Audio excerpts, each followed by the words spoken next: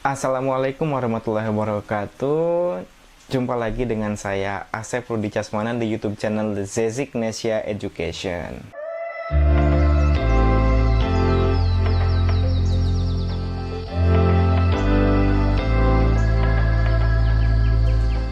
Baik, terima kasih kepada teman-teman yang sudah menonton channel ini di Zeziknesia Education.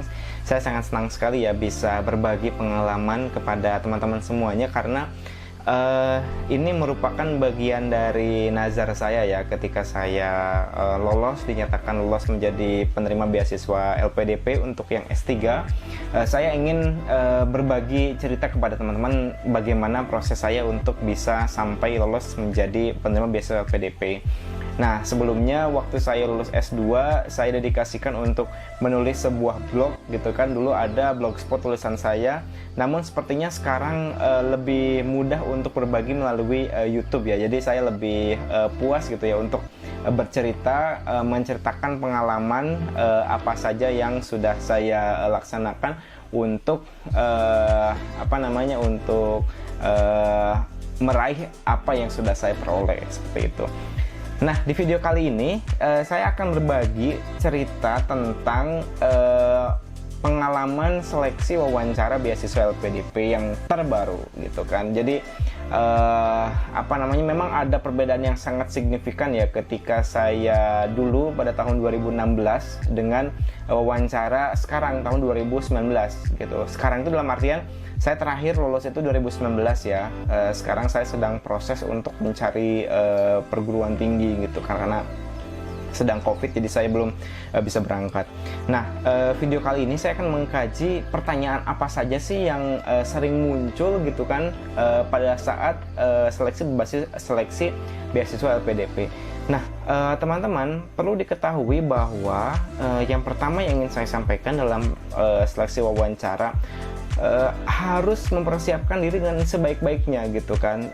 Saya ingat banget waktu dulu pas saya mau wawancara S2 LPDP, itu ada teman saya yang gagal gitu kan, gagal di seleksi wawancara karena dia tidak mempersiapkan diri gitu ya. Jadi dia 2 kali wawancara beasiswa LPDP dia gagal. Kenapa? Karena dia tidak mempersiapkan diri. Dia bilang terus terang kepada saya, "Wih, saya bingung ini mempersiapkan wawancara LPDP seperti itu. Apa yang harus saya persiapkan?" Seperti itu. Pada waktu itu memang dia duluan daftar dari saya. Jadi saya masih belajar IELTS, dia sudah sampai ke tahap wawancara gitu kan. Dia benar-benar tidak ada persiapan sama sekali, akhirnya dia gagal seperti itu. Nah, lalu persiapannya apa sih? Ini sebelum saya berbicara kepada pertanyaan-pertanyaan ya. Jadi saya menceritakan kronologisnya dulu. Apa sih yang harus kita persiapkan gitu kan pada saat pelaksanaan seleksi wawancara LPDP tersebut gitu ya. Nah, sebetulnya ini bukan hanya untuk wawancara LPDP ya, teman-teman. Ketika ingin wawancara beasiswa yang lain, misalnya untuk beasiswa ke luar negeri gitu kan, dari pemerintah negara yang lain, ataupun misalnya teman-teman untuk wawancara kerja, menurut saya ini adalah hal yang sangat lumrah yang perlu kita persiapkan. Nah, yang pertama adalah saya selalu orangnya blog walking ya, istilahnya misalnya tuh blog walking, atau enggak saya stalking di YouTube gitu ya. Banyak sekali orang-orang yang menulis tentang pengalaman-pengalamannya dia gitu, pengalaman-pengalaman dia ketika mendapatkan beasiswa LPDP gitu. Termasuk pengalaman ketika wawancara gitu. Apa saja sih yang ditanya pada saat wawancara gitu kan? Bagaimana cara menjawabnya? Itu banyak sekali di YouTube gitu ya. Banyak sekali di YouTube dan juga banyak sekali di tulisan-tulisan dalam bentuk blog gitu. Nah, tapi saya lebih senang melalui tulisan-tulisan dan juga lewat YouTube. Nah, selain itu teman-teman, saya juga selalu bertanya kepada orang-orang, teman-teman saya yang memang dia baru saja habis wawancara LPDP gitu. Jadi teman saya yang baru saja habis wawancara pasti salah tanya, apa pertanyaan yang paling sulit? Saya pasti tanya kayak gitu ya. Apa pertanyaan yang paling sulit, bagaimana cara menjawabnya, dan gimana sikap dia terhadap pertanyaan tersebut gitu. Saya selalu bertanya seperti itu kepada dia gitu. Apa sih pertanyaan yang paling sulit gitu kan yang ditanyakan oleh pewawancara pada saat wawancara LPDP tersebut. Nah, dari hasil blog walking, dari hasil tanya kepada orang langsung, dari hasil YouTube gitu kan, saya tuangkan ke dalam sebuah list pertanyaan gitu. Jadi saya punya list pertanyaan. Waktu itu saya sampai dapat 50 ya. Saya dapat 50 list pertanyaan dan juga jawabannya teman-teman gitu. Jadi itu persiapan saya. Saya benar-benar mempersiapkan 50 prediksi pertanyaan wawancara LPDP yang sering ditanyakan plus jawabannya gitu. Nah, kenapa demikian? Kenapa saya mempersiapkan diri? Karena supaya pada saat saya wawancara dan ditanya, kebetulan pertanyaannya sama, itu saya udah percaya diri, udah pede, karena saya udah mempersiapkan jawabannya gitu. Ketika ditanya seperti ini, saya jawabannya akan seperti ini gitu. Nah, kita juga bisa memastikan latihan dengan teman, apakah jawaban kita terlalu meninggi gitu kan, dalam artian apakah terlalu sombong ataukah terlalu merendah gitu kan. Itu kita harus berlatih dengan teman. Jadi setelah tadi blog walking, kemudian setelah teman-teman melihat di YouTube gitu kan. Nah, langkah yang berikutnya adalah latihan gitu. Latihan dengan teman gitu kan. Bagaimana sih kita tanya jawab gitu kan, apakah misalnya dengan teman atau dengan istri atau dengan keluarga gitu ya. Silakan teman-teman untuk mempersiapkan diri gitu ya, mempersiapkan diri dengan latihan wawancara ya, istilahnya saya bilang latihan wawancara itu tadi. Jadi memang hal ini nanti akan mempermudah gitu ya, mempermudah teman-teman dalam mempersiapkan diri. Nah, lalu yang berikutnya adalah setelah kita berlatih, setelah kita mempersiapkan diri, setelah kita punya list pertanyaan, itu yang selalu saya baca adalah setiap hari gitu kan. Saya juga selalu berlatih depan kaca gitu kan. Bagaimana mimik saya ketika menjawab wawancara, bagaimana senyum saya gitu kan. Apakah ini sudah pas atau belum? Nah, itu benar-benar harus kita perhatikan. Saya sampai benar-benar detail segitu ya, sampai benar-benar memperhatikan sampai hal yang seperti itu. Kenapa? Karena ya ini fungsinya untuk membuat kita agar lebih percaya diri saja. Dan faktanya ketika saya datang ke ruangan wawancara, dari 50% itu 80% hampir semuanya keluar gitu ya. Jadi pertanyaan yang sudah saya persiapkan, jawaban yang sudah saya persiapkan itu benar-benar keluar. Nah, betapa senangnya saya gitu kan, karena apa yang sudah saya persiapkan, apa yang sudah saya ini kan semuanya keluar kayak gitu.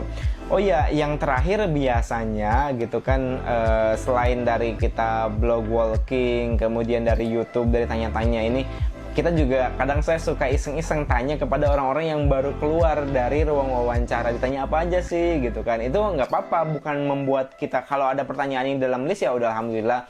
Kalau yang tidak ada, berarti kita ada waktu untuk mempersiapkan diri gitu. Jadi benar-benar kita persiapkan diri sampai sematang itu gitu untuk mempersiapkan dalam wawancara.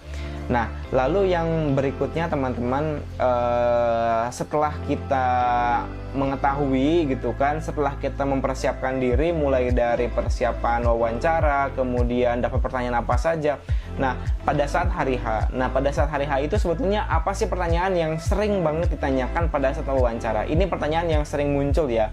Nah, namun ada suatu skema baru teman-teman. Di tahun 2019 itu LPDP memiliki ada dua cara wawancara gitu ya. Ada dua ada dua wawancara satu dan wawancara dua. Saya agak lupa ya mana yang pertama mana yang kedua, tapi yang pasti misalnya wawancara pertama. Nah, wawancara pertama itu adalah wawancara yang inti teman-teman, dengan para ahli. Jadi ada 3 orang yang mewawancara kita, satu meja, 3 orang, lalu kita di depannya seperti itu ya. Jadi kita diwawancara oleh 3 orang. Nah, kalau tidak salah itu yang orang pertama itu yang ahli di bidang kita. Misalnya saya kan bidang pendidikan ya, berarti mereka itu adalah ahli di bidang pendidikan. Kemudian satu orang psikolog. Nah, kemudian satunya lagi entah itu praktisi atau siapa, saya lupa ya pada waktu itu. Nah, karena tujuannya ke luar negeri, jadi wawancaranya full menggunakan bahasa Inggris. Jadi sewaktu-waktu menggunakan bahasa Indonesia, sewaktu-waktu menggunakan bahasa Inggris. Ini sambil saya berjalan, sambil saya tipsnya juga ya.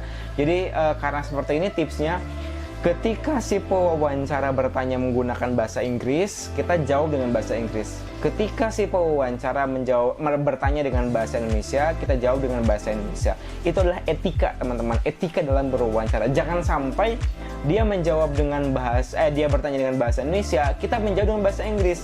Nah, itu namanya sombong, gitu ya.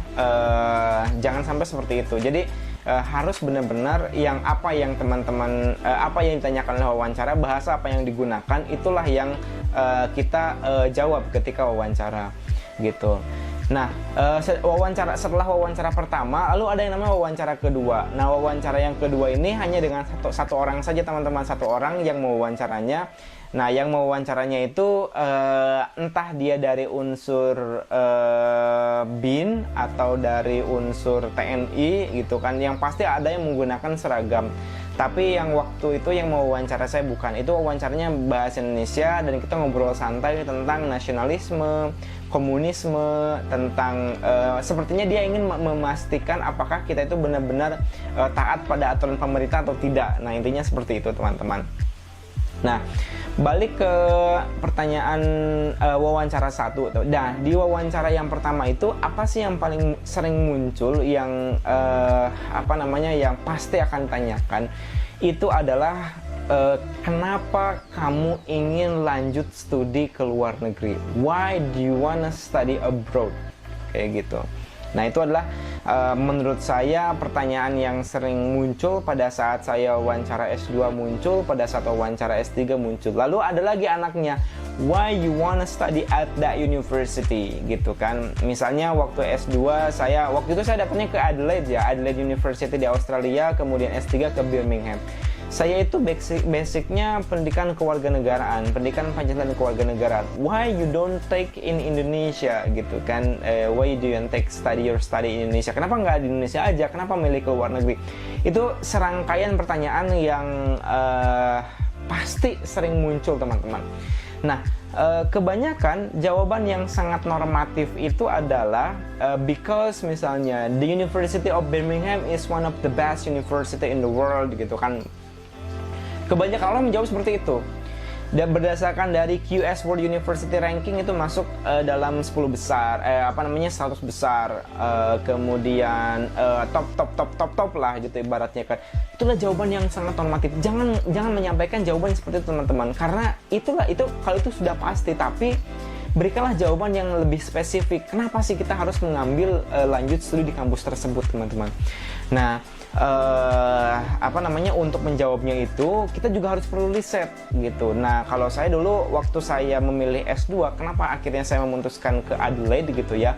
Nah, pertama saya sudah membandingkan, saya bilang kayak gini, saya sudah membandingkan beberapa perguruan tinggi di Australia. Jadi saya sudah buat tabel matriks, gitu ya, dari mulai Monash University, Australia National University, kemudian Sydney, kemudian Western Australia, Perth, kemudian Canberra. Jadi saya udah fokus ke beberapa kampus di Australia yang membuka program studi yang memang sesuai dengan bidang saya, yaitu kewarganegaraan, yang walaupun jurusannya bukan kewarganegaraan ya waktu itu, Master of Education kalau tidak salah ya, di Adelaide itu. Tapi yang ada mata kuliahnya yang nyerepet-nyerepet itu ada di Adelaide University, seperti itu.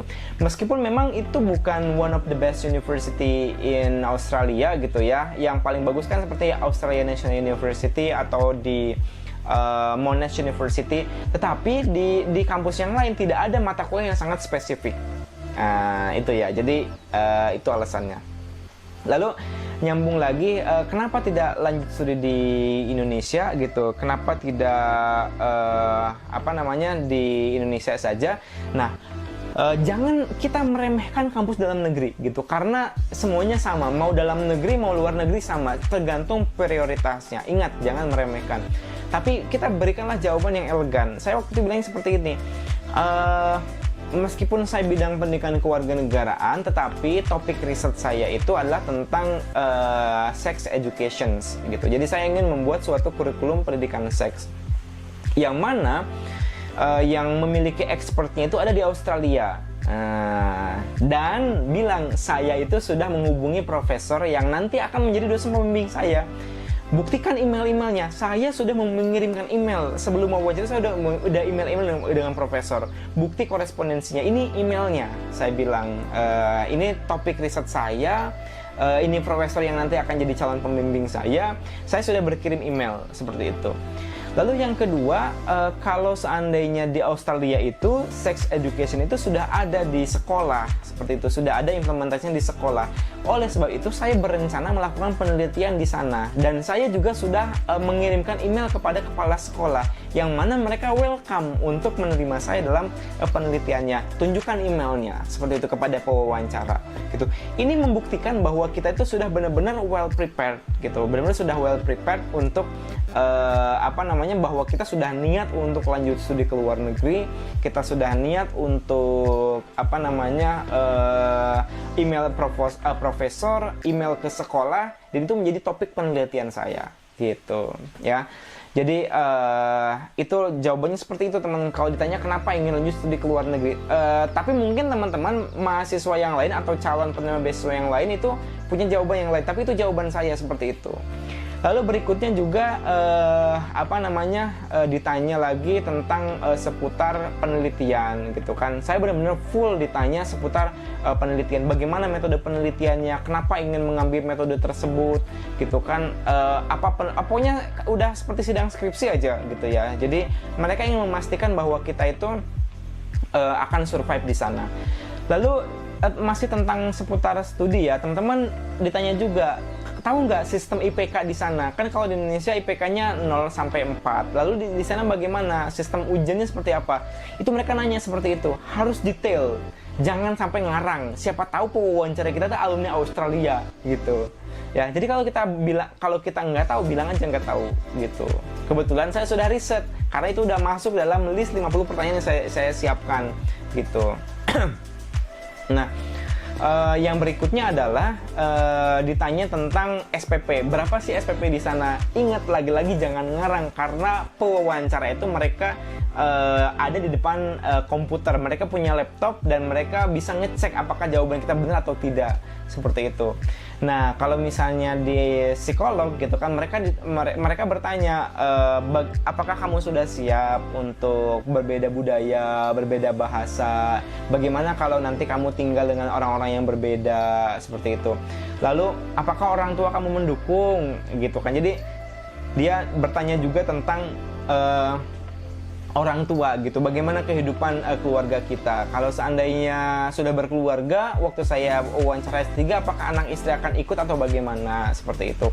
Ditanya juga istri bekerja di mana, seperti itu ya. Jadi itu pertanyaan-pertanyaan yang benar-benar seputar tentang pertanyaan seperti itu. Tapi intinya saya lebih ditanyakan fokus tentang penelitian gitu ya. Jadi tentang penelitian saya yang benar-benar menjadi fokus utama. Nah, sedangkan wawancara kedua itu lebih tentang nasionalisme gitu kan, bagaimana isu-isu komunis. Saya ingat banget, apakah kalau seandainya ada keturunan PKI, bagaimana sikap Anda? Apakah diperbolehkan untuk tetap beraktivitas sehari-hari atau seperti apa? Lalu bagaimana hukum rajam yang ada di Aceh? Seperti itu. Apakah kamu masih sepakat atau tidak? Seperti itu. Itu benar-benar perlu berhati-hati ya untuk wawancara yang kedua. Saya nggak ada persiapan wawancara kedua karena waktu itu saya angkatan pertama untuk ada wawancara tahap 2. Jadi saya googling dimanapun saya nggak ada. Seperti itu. Saya hanya nanya-nanya ke ke kandidat yang sudah pernah diwawancara, lalu bertanya, lalu saya mempersiapkan seperti itu. Jadi itulah persiapan-persiapan saya dalam wawancara. Nah, teman-teman, sekali lagi benar-benar perlu dipersiapkan dengan baik dalam proses untuk wawancara ini. Jadi buat list pertanyaan, latihan dengan teman, dengan keluarga, dengan istri atau dengan siapapun, latihan depan kaca, dan siapkan juga jawabannya. Nah, jadi kurang lebih seperti itu ya tips dari saya untuk persiapkan lulus wawancara LPDP. Kalau ada pertanyaan silahkan komen di bawah ini, nanti kita diskusikan. Atau kalau ada topik-topik yang diharapkan untuk disampaikan, untuk dibahas, nanti saya siap bahas. Silahkan komen di bawah ini. Oke. Terima kasih sudah menonton. Jangan lupa komen, like, subscribe, dan YouTube channel Zaziknesha Education. Thank you for watching. Assalamualaikum warahmatullahi wabarakatuh.